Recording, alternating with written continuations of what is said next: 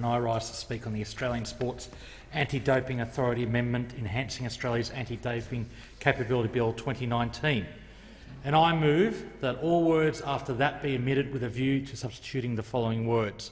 Whilst not declining to give the bill a second reading, the House notes that the government's revolving door of sports ministers, no less than 5, plus a briefly acting minister, in just 6 years, have made ad hoc, one-off and non-ongoing funding announcements that have made it extremely difficult for national sports organisations such as the Australian Sports Anti-Doping Authority to make detailed plans beyond the constraints of a single budget cycle, including for the enhancements of their own integrity capabilities. Madam Deputy Speaker, this bill seeks to strengthen Australia's capability to prevent, detect and deal with the issue of doping in sport. Australians value fair play and expect a level playing field in sport. We're inspired by the efforts of our sports people in local and national competitions and on the international sporting stage. Their stories and achievements enhance the reputation of Australian sport and our love for it. The opposite is true when revelations of doping are reported. Doping undermines our ability, our confidence in the integrity of sport and leads us to question whether the sporting events we love to watch are really being contested on a truly level playing field. In government, Labor recognised the need to upgrade and update Australia's anti-doping regime to keep with new and evolving risks. In 2012, the federal Labor government established the National Integrity of Sports Unit, and in 2013 we passed legislation to strengthen the Australian Sports Anti-Doping Authority's powers. Sport doping threats have continued to evolve, so it is appropriate that Australia's protective measures are regularly reviewed and, if required, updated. In August 2017, in response to those ever-evolving risks, the government announced the review of Australia's sports integrity arrangements. Justice James Woods chaired the review panel, and the review has come to be known as the Woods Review. The government received the Wood Review report in March 2018 and released its response to the review in February this year. It is a detailed and extensive review, nearly 300 pages containing 52 recommendations. One of the recommendations, number 18, was, and I quote, that the Australian Sports Anti-Doping Authority's regulatory role and engagement with sports in relation to the audit and enforcement of sports compliance with anti-doping rules and approved policies be enhanced by establishing regulatory compliance powers exercisable by the proposed National Sports Integrity Commission in collaboration with and at the request of the Australian Sports Anti-Doping Authority CEO. This bill, to some extent, seeks to implement that recommendation. However, I note the review also recommends retaining ASADA as Australia's national anti-doping organisation, whereas the government has decided to bring anti-doping operations under the umbrella of a new agency, Sports Integrity Australia. That agency will be established by the Australian Sports Anti-Doping Authority Amendment to Sport Integrity Bill 2019 in response to another recommendation of the Wood Review, which called for the establishment of a National Sports Integrity Commission.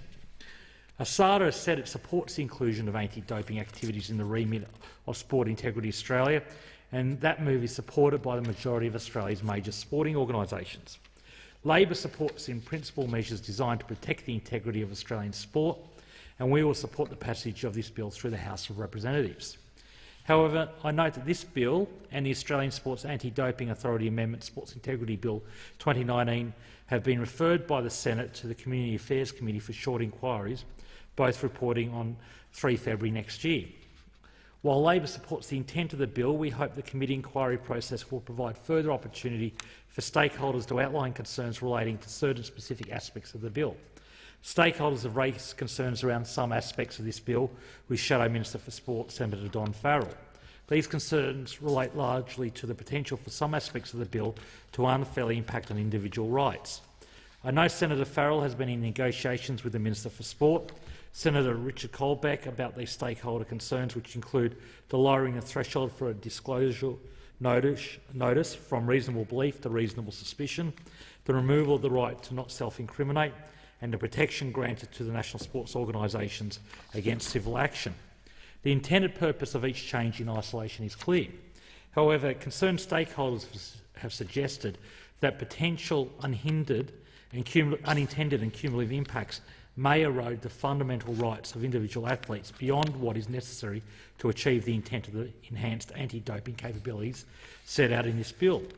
As is also the case with the Australian Sports Anti-Doping Authority Amendment Sports Integrity Australia Bill 2019, the stakeholder concerns raised with the opposition are largely mirrored in issues raised by the Scrutiny Committee. For example, the lowering of the threshold for a disclosure notice from reasonable belief to reasonable suspicion, a concern athlete representative associations has also been flagged by the Scrutiny Committee. Athletes' groups have suggested that lowering the threshold would effectively deny athletes protections that are offered to criminal suspects. They point out that complying with disclosure notices, including accessing legal advice, can be costly and time-consuming. Representative bodies argue that putting athletes in a position where such costs are incurred merely on the basis of reasonable suspicion is unfair. The Scrutiny Committee has queried the need for the change and asked why a reasonable belief could not be formed on the basis of intelligence gathered while investigating a potential anti-doping breach. Stakeholders have sought the chance to provide more detail their concerns around fair process and opportunities for appeal or to seek damages in the case of error. Labor believes a parallel inquiry through the Community Affairs Committee will provide the chance to stakeholders that wish to raise issues. We may move amendments to this bill in the Senate if we believe the matters highlighted through the committee process require the bill to be altered. Labor supports strong anti-doping measures, but if the balance in this bill between necessary new and enhanced powers and the rights of individuals can be improved, then it should be. We will support this bill in this place, noting its likely referral in the other place, and I move my second reading amendment.